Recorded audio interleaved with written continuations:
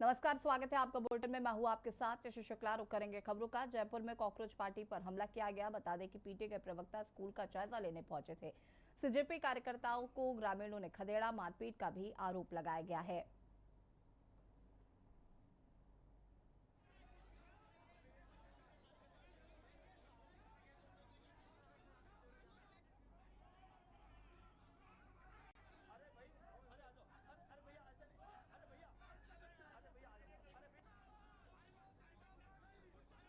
CJP कार्यकर्ताओं को ग्रामीणों ने खदेड़ा।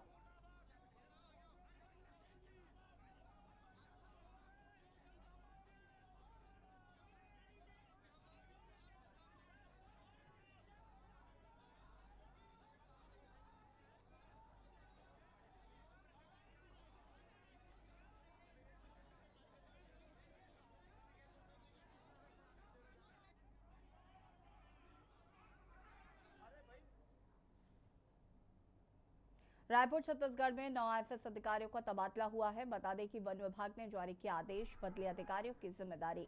सौरभ ठाकुर बने हाथी रिजर्व के उप संचालक। दिनेश कुमार पटेल को टाइगर रिजर्व की जिम्मेदारी सौंपी गई है। गणेश शिवार बने बिलासपुर के डीएफओ। गणेश शिवार को अतिरिक्त प्रभार।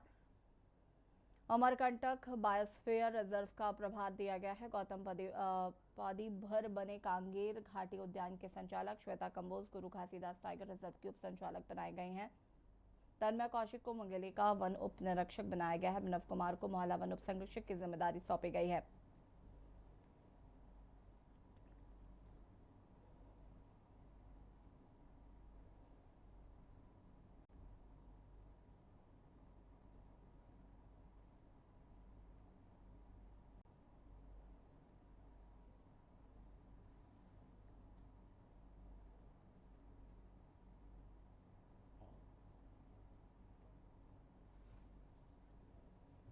सक्ती पुलिस ने ऑनलाइन सट्टा खिलाने वालों के खिलाफ कार्रवाई करते हुए 2 आरोपियों को गिरफ्तार किया। पुलिस ने बुधवारी बाजार पानी टंकी के पास कार्रवाई कर समीर खान को पकड़ा है। पूछताछ के बाद सुरेश चंद्र अग्रवाल को भी गिरफ्तार किया गया। दोनों आरोपियों के कब्जे से सट्टा गतिविधि में इस्तेमाल किए जा रहे 2 मोबाइल फोन, कुल कीमत करीब 16,000 रुपए जब्त किए हैं। पुलिस ने दोनों के खिलाफ कार्रवाई कर न्यायिक रिमांड पर भेज दिया है।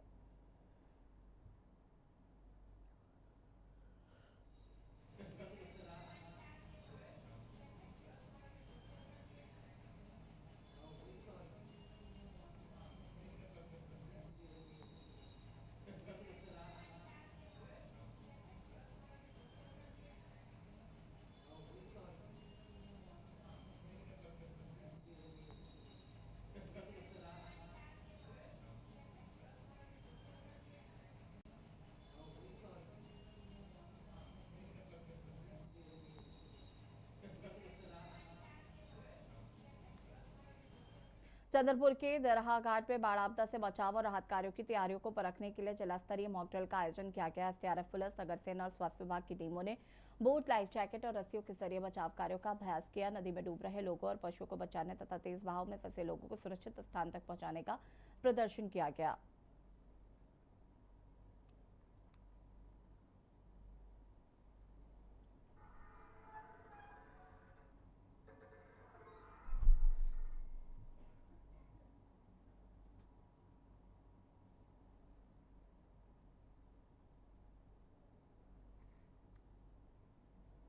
कानपुर उत्तर मध्य रेलवे प्रयागराज मंडल के रजनीश अग्रवाल ने कानपुर सेंट्रल रेलवे स्टेशन का निरीक्षण कर यात्री सुविधाओं स्टेशन पर चल रहे विकास कार्यों की जानकारी ली।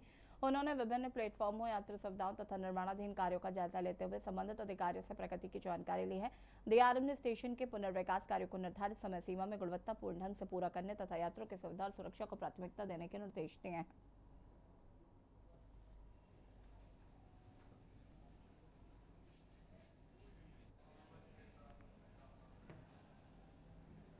को मेरा नमस्कार।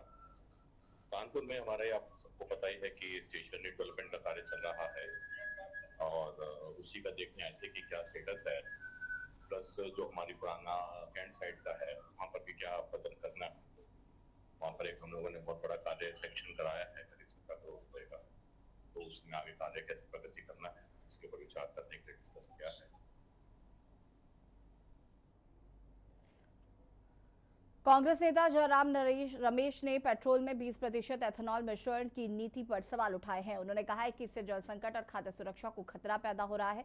गन्ने और धान जैसे पानी की अधिक खपत वाली फसलों से एथेनॉल बनाने के कारण घरेलू स्तर पर चीनी की उपलब्धता पर असर पड़ा है, जिससे कि कीमतें बढ़ी हैं। कांग्रेस नेता जयराम रमेश ने सरकार की नीतियों पर बड़ा हमला बोला। देखिए रिपोर्ट। कांग्रेस नेता जयराम रमेश के बड़े सवाल, एथेनॉल नीति और पारिस्थितिकी प्रभाव पर सवाल। जयराम रमेश ने कहा कि भारत में एथेनॉल का उत्पादन मुख्य रूप से गन्ना, धान और मक्का से किया जाता है। 1 लीटर गन्ने से बने एथेनॉल के लिए लगभग 3630 लीटर पानी की आवश्यकता होती है। धान और गन्ने जैसी फसलें भारत के कुल सिंचाई का लगभग 70% पानी इस्तेमाल करती है, जिससे भूजल स्तर लगातार गिर रहा है। उनका तर्क है कि इस नीति का असली मकसद पर्यावरण की रक्षा करना नहीं, बल्कि इसके पारिस्थितिकी और आर्थिक प्रभावों का आकलन ठीक से नहीं किया गया है। कांग्रेस नेता जयराम रमेश ने सरकार की एथेनॉल नीति पर सवाल उठाते हुए इसके पर्यावरणीय और आर्थिक प्रभावों पर चिंता जताई है। उनका कहना है कि भारत में एथेनॉल का उत्पादन मुख्य रूप से गन्ना, धान और मक्का जैसी फसलों से किया जाता है। रमेश के मुताबिक गन्ने से 1 लीटर एथेनॉल तैयार करने में करीब 3630 लीटर पानी की जरूरत पड़ती है। जयराम रमेश ने दावा किया कि धान और गन्ने जैसी फसलें देश की सिंचाई जल का करीब 70% इस्तेमाल करती है, जिससे कई इलाकों में भूजल स्तर पर दबाव बढ़ रहा है। उनका आरोप है कि एथेनॉल नीति के पर्यावरणीय और आर्थिक प्रभावों का पर्याप्त आकलन नहीं किया गया है। कांग्रेस नेता जयराम रमेश के बड़े सवाल, वाहनों और आम जनता पर असर। रमेश ने आरोप लगाया कि E20 ईंधन लागू होने के बाद से वाहनों के माइलेज में कमी आई है और इंजन पर बुरा असर भी पड़ रहा है। पुराने वाहनों के रबर पुर्जे, सील और फ्यूल टैंक जल्दी खराब होने की शिकायतें।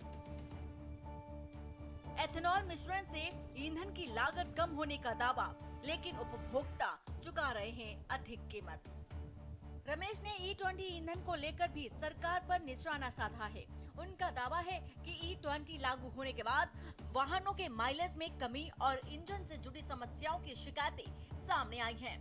उन्होंने पुराने वाहनों के रबर पार्ट्स, सील और फ्यूल टैंक पर भी असर पड़ने की बात कही। साथ ही उन्होंने सवाल उठाया कि ईंधन की लागत कम होने के दावे के बावजूद उपभोक्ताओं को इसका सीधा फायदा क्यों नहीं मिल रहा। कांग्रेस नेता जयराम रमेश के बड़े सवाल, चीनी की उपलब्धता और महंगाई। गन्ने के रस और शीरे को एथेनॉल उत्पादन की तरफ मोड़ने से बाजार में चीनी की घरेलू आपूर्ति कम हुई। आपूर्ति कम होने और त्योहारी सीजन की मांग के चलते घरेलू बाजार में चीनी के दाम काफी बढ़े, जिससे आम जनता पर महंगाई का बोझ और बढ़ गया। जयराम रमेश का आरोप है कि गन्ने के रस और शीरे को एथेनॉल उत्पादन की ओर मोड़ने से घरेलू बाजार में चीनी की उपलब्धता प्रभावित हुई है। उनका कहना है कि आपूर्ति में कमी और त्योहारी मांग के चलते चीनी की कीमतों पर दबाव बढ़ा है, जिसका असर आम जनता की जेब पर पड़ा। कांग्रेस नेता ने सरकार से एथेनॉल नीति के पर्यावरणीय, आर्थिक और उपभोक्ता प्रभावों पर पुनर्विचार करने की मांग की है। स्पेशल डेस्क के न्यूज़ इंडिया।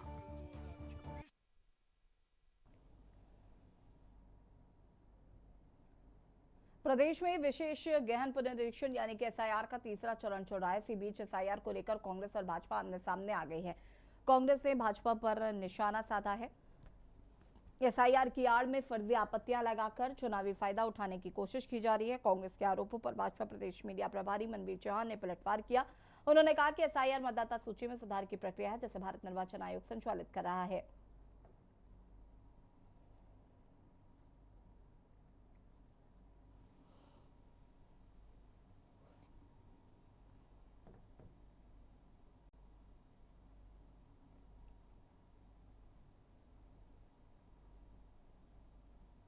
देखिए, एसआईआर मतदाता सूची में एक सुधारीकरण की एक प्रक्रिया है और ये प्रक्रिया भारत निर्वाचन आयोग के द्वारा जो मतदाता सूची है उसमें सुधारीकरण के लिए किया एक अभियान है और ये पहली बार भी आयोजित नहीं हो रहा है। कांग्रेस की सरकार में कई बार एसआईआर पूरे देश में लागू किया गया, ये प्रक्रिया अपनाई गई है, लेकिन कांग्रेस को अगर किसी प्रकार की कोई आपत्ति है, किसी नाम पे उनको किसी विशेष वर्ग से भी कोई लगाव है, तो उसकी आपत्ति भारत निर्वाचन आयोग को उनको करनी चाहिए।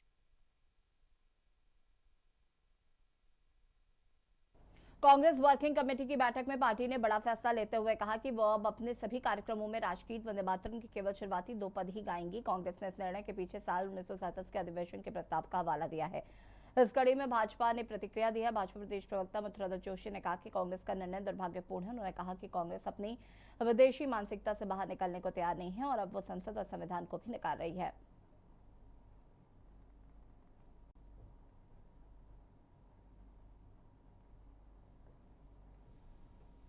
देखिए, वंदे मातरम के बारे में जो निर्णय कांग्रेस की वर्किंग कमेटी ने कर लिया है, निश्चित रूप से बहुत बड़ा दुर्भाग्यपूर्ण निर्णय है और कांग्रेस अपनी जो विदेशी मानसिकता है कांग्रेस की, उससे बाहर निकलने को तैयार नहीं है और कांग्रेस ने अपने आप को देश, संसद और संविधान से भी ऊपर मान लिया है।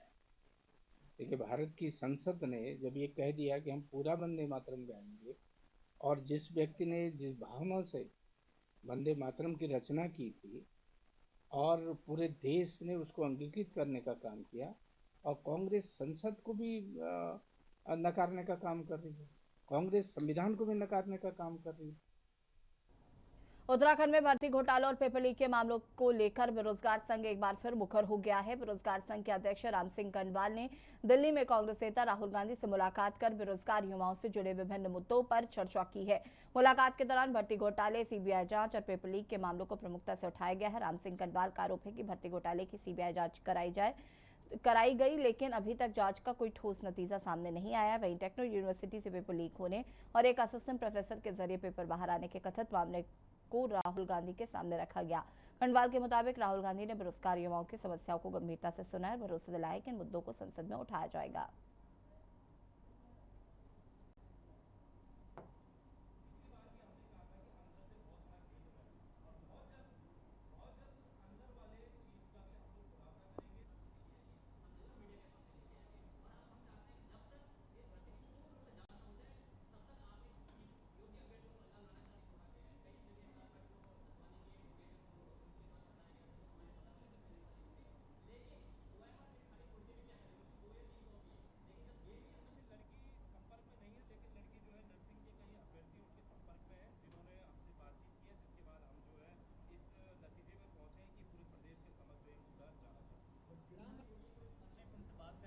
कहा है कि यदि आपके साथ इस मामले में कोई और भी इन्वॉल्व है तो आप उनके सामने आइए, क्योंकि अगर जांच होती तो तमाम लोग इसमें शामिल उनका जरूरी है, एक समय बाद उन लोगों को आना पड़ेगा। तो हम भी यही चाहते थे कि अगर कौन कौन है वो जो अगर जिन्होंने इस तरीके का कार्य को किया है और यदि उनको पहले से ही इस चीज़ में था कि अब उनके साथ ये कोई फ्रॉड हुआ है या कुछ हुआ है या फिर इनके कहाँ तक लिंक है, क्योंकि मेरे हिसाब से तो ये है कि अगर आप किसी को 32 लाख रुपए दे रहे हो तो वो आपने एकदम शायद उस चीज़ को जांचा होगा, आपने उसको परखा होगा और जब आप पूर्ण रूप से सहमत हुए होंगे तभी आपने एडवांस में इतनी बड़ी रकम कहीं तक पहुँचाई होगी।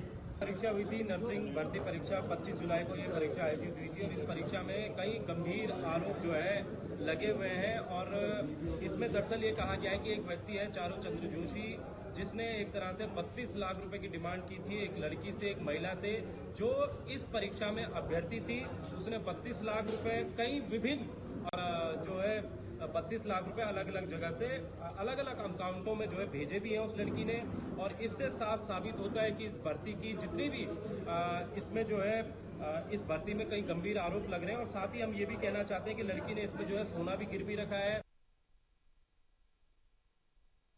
विशाखापट्टनम से एक बेहद दर्दनाक घटना सामने आई जिससे एक परिवार की दुनिया उजाड़ दी। शहर के एक केजी में पढ़ने वाला महज 6 साल का बच्चा होमवर्क पूरा न करने पर शिक्षक के डांट और थप्पड़ के बाद अचानक बेहोश होकर टीचर के ऊपर गिर पड़ा। अस्पताल पहुंचने पर डॉक्टर ने उसे मृत घोषित कर दिया। माना जा रहा है कि बच्चे की मौत हार्ट अटैक से हुई है। सीसीटीवी में कैद ये घटना अब कई सवाल खड़े कर रही है, जबकि बच्चे के माता पिता अपने मासूम बेटी की मौत के लिए जिम्मेदार लोगों पर कार्रवाई की मांग कर रहे हैं। ये घटना शहर के लिटिल गार्डन स्कूल की बताई जा रही है। सामने आए सीसीटीवी फुटेज में बच्चा कक्षा में अन्य छात्रों के साथ लाइन में खड़ा दिखाई दे रहा है। फुटेज के मुताबिक बच्चा डरा हुआ नजर आता है। इसके बाद शिक्षक उसके यूनिफॉर्म को ठीक करते दिखाई देती है। इसी दौरान बच्चा रोने लगता है और शिक्षक उसे कथित तौर पर एक थप्पड़ मारती है। थप्पड़ लगने के तुरंत बाद बच्चा शिक्षक के ऊपर ही गिर जाता है। घटना के बाद स्कूल में अचानक अफरा तफरी मच गई। बच्चे को आनंद फानंद में अस्पताल ले जाया गया, लेकिन डॉक्टर ने उसे मृत घोषित कर दिया। बच्चे की मौत की वास्तविक वजह पोस्टमार्टम और मेडिकल जांच के बाद ही स्पष्ट हो पाएगी।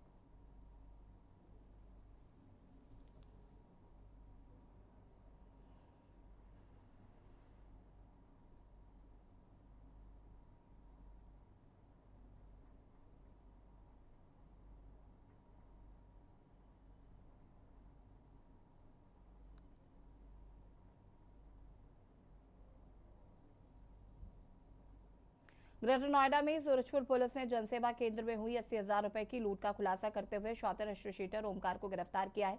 पुलिस के मुताबिक 13 अगस्त को जनसेवा केंद्र में लूट की वारदात को अंजाम दिया गया था। बदमाशों ने असली हथियार के बजाय लाइटर नुमा नकली पिस्टल दिखाकर वारदात को अंजाम दिया था। गिरफ्तार आरोपी के कब्जे से 46,250 रुपए नकद, स्प्लेंडर बाइक और नकली पिस्टल बरामद की गई है।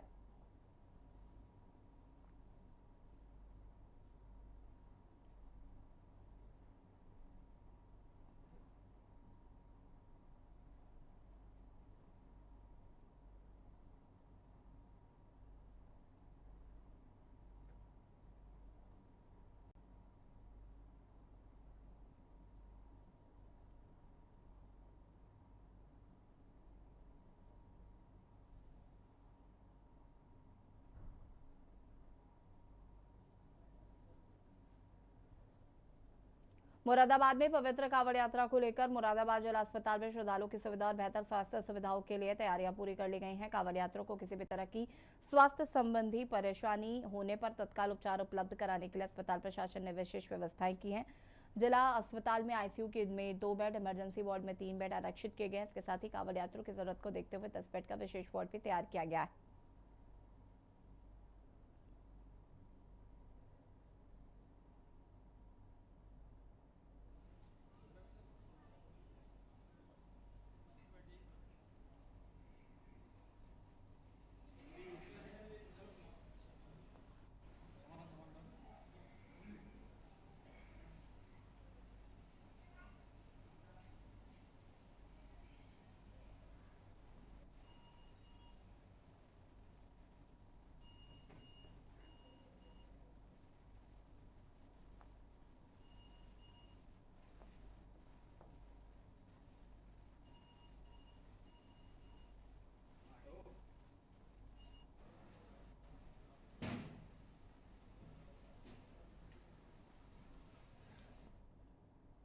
चित्रकूट के बैलपुरवा थाना क्षेत्र के गदाखान स्थित बड़ाला नाले में शुक्रवार को नहाने गए 2 किशोर पानी के तेज बहाव में बह गए। हादसे में दोनों किशोरी की डूबने से मौत हो गई। घटना की सूचना मिलते ही पुलिस मौके पर पहुंची। ग्रामीणों की मदद से पुलिस ने कड़ी मशक्कत के बाद दोनों किशोरों के शव नाले से बरामद किए हैं। पुलिस ने शवों को कब्जे में लेकर पोस्टमार्टम के लिए भेज दिया है।